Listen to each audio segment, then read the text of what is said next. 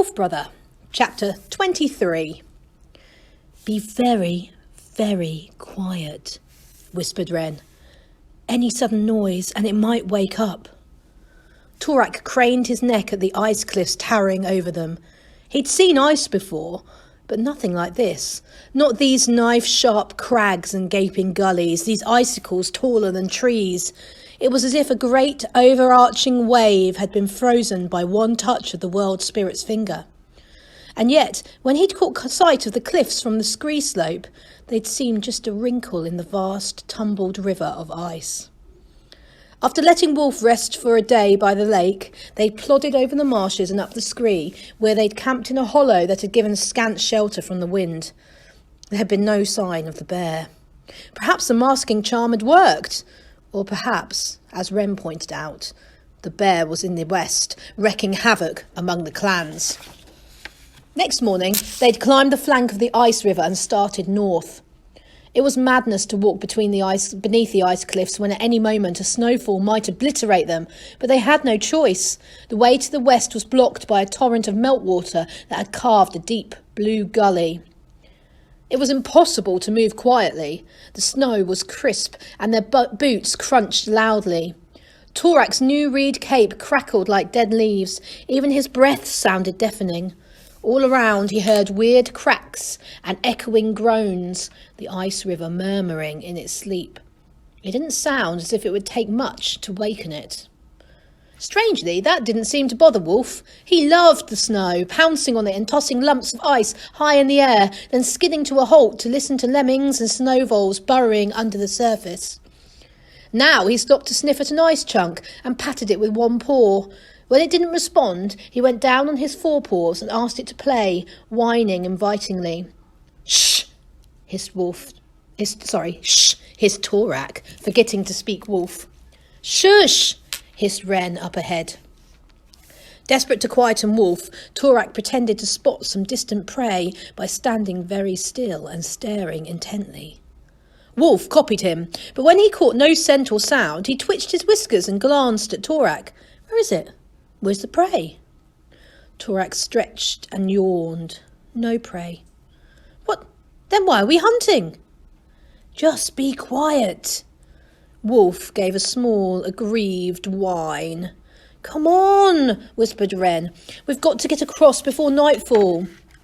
It was freezing in the shadow of the ice cliffs. They'd done what they could while camping by the lake, stuffing their boots with marsh grass, making mittens and caps from Renn's salmon skin and the rest of the rawhide, and a cape for Torak from bunches of reeds tied with marsh grass, then stitched with sinew. But it wasn't nearly enough. Their supplies were getting low too, one water skin and only enough dried salmon and deer meat for a couple of days.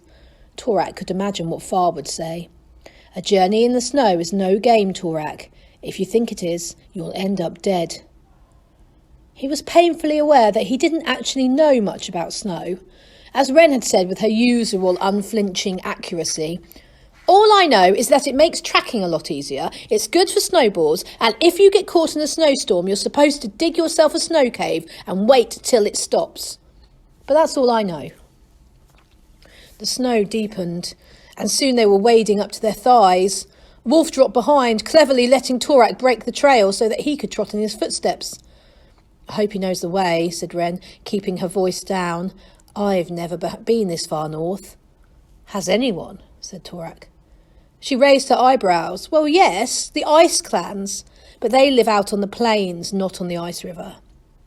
"The ice clans?" "Yes, the white foxes, the ptarmigans, the narwhals. But surely you—" "No," said Torak wearily.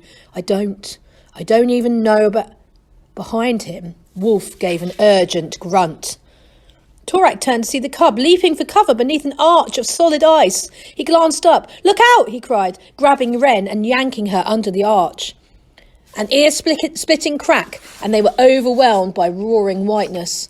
Ice thundered around them, smashing into the snow, exploding in lethal shards. Huddled onto the arch, Torak prayed that it wouldn't collapse. If it did, they'd be splattered over the snow like crushed lingonberries. Ooh. The icefall ended as abruptly as it begun. Torak blew out a long breath. Now all he could hear was the soft settling of snow. "Why did it stop?" hissed Renn. He shook his head. Maybe it was just turning over in its sleep.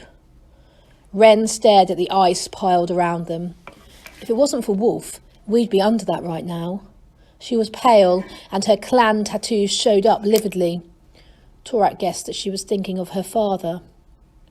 Wolf stood up and shook himself, scattering them with wet snow. He trotted a few places, took a long sniff, and waited for them to join him.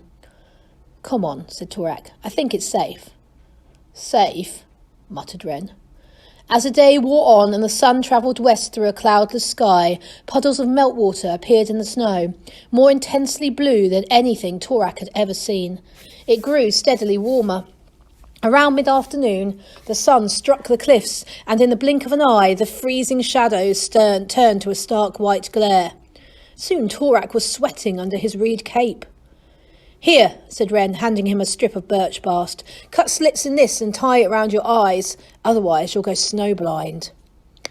"I thought you'd never been this far north," said Torak. "I haven't," replied Renn, "but Vinkedin has. He told me about it." It made Torak uneasy to be peering through a narrow slit when he needed to be on his guard, when every so often a slab of snow or a giant icicle thudded down from the cliffs. As they trudged on, he noticed that Renn was lagging behind.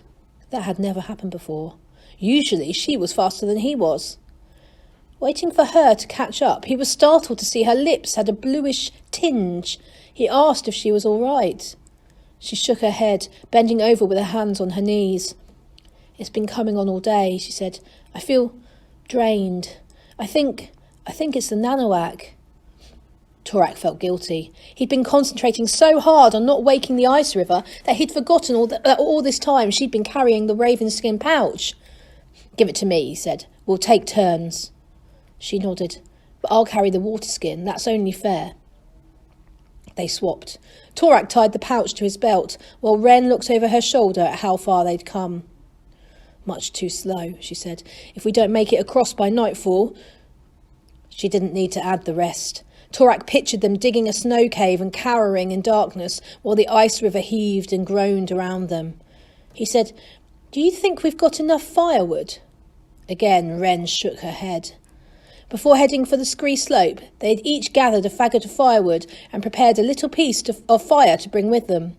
To do this, they'd cut a small chunk of the horsehoof mushroom that grows on dead birch trees and set fire to it, then blown it out so it was just smouldering.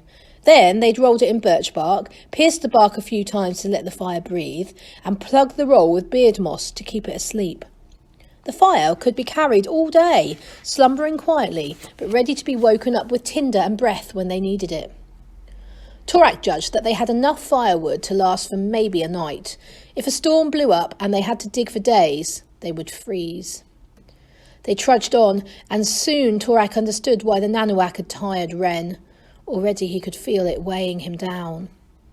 Suddenly Renn stopped, yanking the birch bast away from her eyes. "Where's the stream gone?" she breathed. "What?" said Torak. "The meltwater. I've just noticed. That gully's gone. Do you think that means we can get out from under the cliffs?" Taking off his own birch bast, Torak squinted at the snow. He couldn't see for the glare. "I can still hear it," he said, moving forwards to investigate. "Maybe it's just sunk further, under the..." He got no warning. No crack of ice, no whoomph of collapsing snow. One moment he was walking, the next he was falling into nothingness.